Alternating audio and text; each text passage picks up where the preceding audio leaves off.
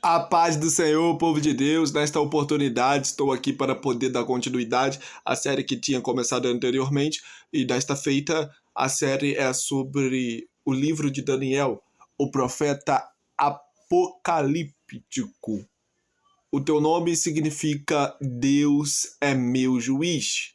Daniel foi levado cativo para a Babilônia no ano de número 605 a.C. Daniel era israelense, ele estudava a lei de Deus, ele tinha o comprometimento com a palavra de Deus. Por ser judeu, ele tinha que ter na ponta da língua a Torá, com no máximo 12 anos de idade. Então ele sabia de toda a lei de Deus, ele já foi levado, mesmo diante de muitas dificuldades, pois quando a Babilônia atingiu Jerusalém, ele viu seus pais serem decapitados, ele viu a sua família sofrer, ele viu tudo acontecer de maneira drástica.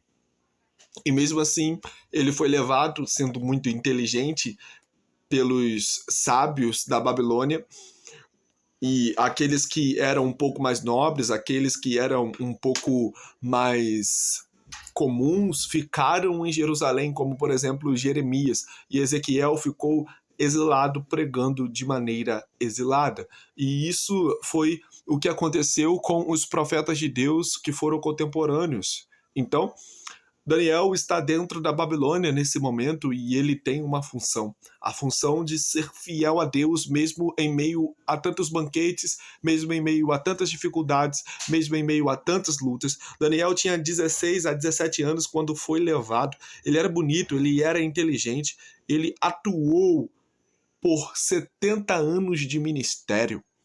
Desde os 16 até os 90 anos, Daniel ainda permaneceu sendo fiel a Deus. O livro de Daniel é muito profundo, pois conta histórias como, por exemplo, a história em que ele está diante de um desafio que é comer dos manjares que Nabucodonosor ofertara, e ele se posiciona: eu não como, eu não vou comer, eu vou comer legumes, eu vou jejuar, eu vou viver uma vida de consagração.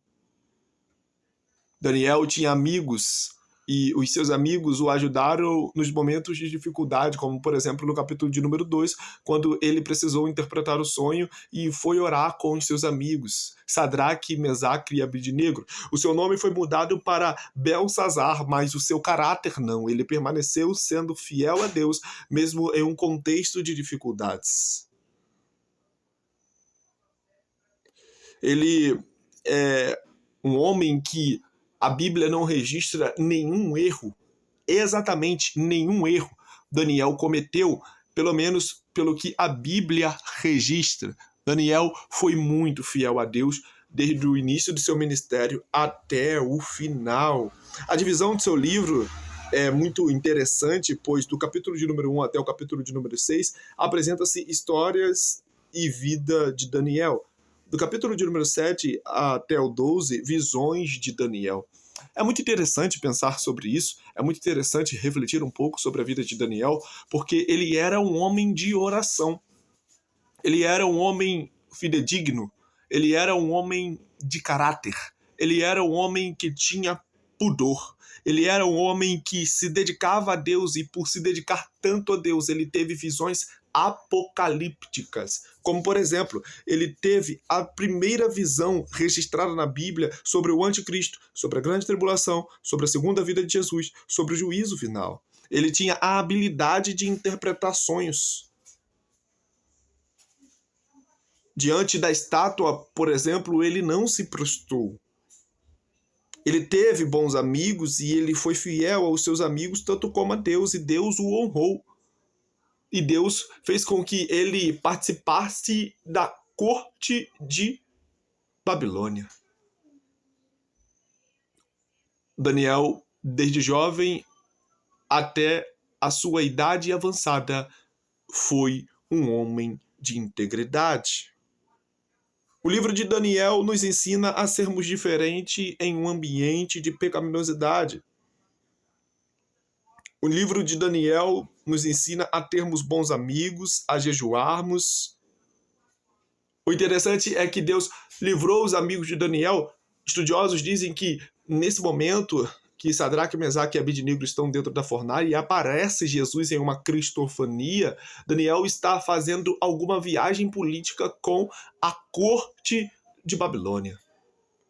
E o que eu acho muito interessante e o que é perceptível diante de todas essas situações é que Daniel, quando ele está na cova dos leões, ele já tem cerca de 90 anos e permaneceu sendo fiel a Deus. Que exemplo de integridade, que exemplo de fidelidade. Deus não vai nos livrar dos problemas, mas diante dos problemas, Ele irá nos livrar. Isso é certo, isso é fato, isso é vericidade, isso é uma verdade para as nossas vidas. Ele teve uma visão única, como por exemplo, quando ele está diante de um rio em jejum há muitos dias, ele vê Miguel de um lado, ele vê Gabriel de outro lado do rio, e ele vê Jesus em cima e todos falando com ele. Ele teve muita história de fé para contar, e nós? Será que temos história de fé para contar? Ele nos ensina a dar valor à oração. Ele nos ensina a dar valor à oração mesmo diante de qualquer dificuldade. Porque enquanto ele está orando, Deus já tinha respondido ele e tinha enviado o anjo para respondê-lo. Mas quando o anjo está vindo, demônios impedem e começam a travar uma batalha para que a resposta não chegue em Daniel. Então, Deus envia o arcanjo Miguel, que é um arcanjo de batalha, para fazer com que os demônios fossem dissipados e o anjo, que é o mensageiro, o responsável por entregar a mensagem, viesse.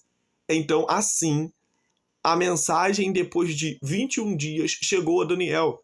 A oração provoca batalhas espirituais. É muito importante orarmos quanto jovens. É muito importante estarmos diante de Deus. É muito importante entendermos que a oração é a chave da vitória. Se nós oramos, se nós intercedemos, se nós clamamos a Deus, Deus certamente irá nos honrar. Haverá ressurreição, é registrado em Daniel que haverá ressurreição tanto para a vida quanto para a morte. Jesus aparece no quarto homem da fornalha, ele nos livra dentro do problema. Ele aparece no quarto homem da fornalha quando Nabucodonosor, após Sadraque, Mesaque e Abednego não se render diante do toque da buzina, ele aparece. Ele aparece. Ele aparece. Mesmo depois de que Nabucodonosor manda aumentar a fornalha. Ele vai diante da fornalha, fica abismado com tudo que está acontecendo. E ele pergunta: Sadraque, Mesaque, Abednego, servos do Deus Altíssimo. De primeira instância, Nabucodonosor queria que eles se rendessem a adorá-lo. Mas, por eles terem sido fiéis a Deus, quem reconheceu quem era o Deus Altíssimo foi Nabucodonosor. Nabucodonosor, por causa de orgulho, por causa de soberba, ele viveu uma drasticidade ao ponto de ficar louco, ficar pirado. Eu vejo Jesus na visão que Nabucodonosor teve e que Daniel interpretou após orar. Por exemplo, quando Nabucodonosor ele apresenta para Daniel a seguinte situação: Daniel, eu já consultei os magos, eu já consultei os adivinhos, eu já consultei os melhores especialistas no assunto. Eu tive o sonho, que o sonho foi o seguinte: eu vi uma estátua com a cabeça de ouro, com peito e braço de prata, com a cintura e coxa de bronze, com pernas de ferro, Os pés era misturado de ferro e barro, e eu não conseguia entender porque vinha uma pedra esmagando. Ele ameaçou todos, porque se não fosse interpretado esse sonho, todos que eram da casa morreriam. Aí reuniu Daniel, que era chamado de Belsazar, Sadraque, Mesaque e Abidnego, para orar. Eles foram orar juntos e Deus revelou. E aí Daniel apresenta-se diante do rei e diz: ó rei, eu tenho a interpretação, porque o Deus dos sonhos me revelou, ele tinha o dom de interpretações. Ele diz o seguinte: essa estátua, que tem a cabeça de ouro, a cabeça representa a Babilônia. O peito e braço de prata, o império da Média e da Pérsia. A cintura e coxa de bronze representa o império grego de Alexandre o Grande. Isto é, ele estava no império babilônico. Depois desse império babilônico, viria o império da Média e da Pérsia. Depois viria o império grego de Alexandre o Grande. Depois viria as pernas de ferro, que é o império romano. Os pés de ferro e barro é um império que ainda acontecerá, porque os pés eles têm 10 dedos e Apocalipse diz que existem